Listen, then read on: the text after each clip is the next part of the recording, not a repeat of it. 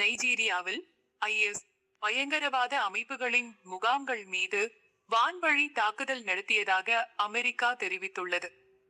மேற்கு ஆப்பிரிக்க நாடான நைஜீரியாவில் கிறிஸ்துவர்கள் தொடர்ந்து துன்புறுத்தலுக்கு ஆளாகி வருவதாக அமெரிக்க அதிபர் ட்ரம்ப் குற்றஞ்சாட்டியிருந்தார். மேலும் கிறிஸ்துவர்களுக்கு எதிராக நடக்கும் வன்முறைகளை நிறுத்தாவிட்டால் கடும் விளைவுகளை சந்திக்க நேரிடும் எனவும் எச்சரித்திருந்தார். இதற்கு பதிலளித்த நைஜீரிய அரசு, இந்த வன்முறை கிறிஸ்துவர்களுக்கு எதிராக மட்டும் நடக்கவில்லை, முஸ்லிம், கிறிஸ்துவர்கள் என அனைவருமே பாதிக்கப்பட்டுள்ளனர் என்று தெரிவித்தது.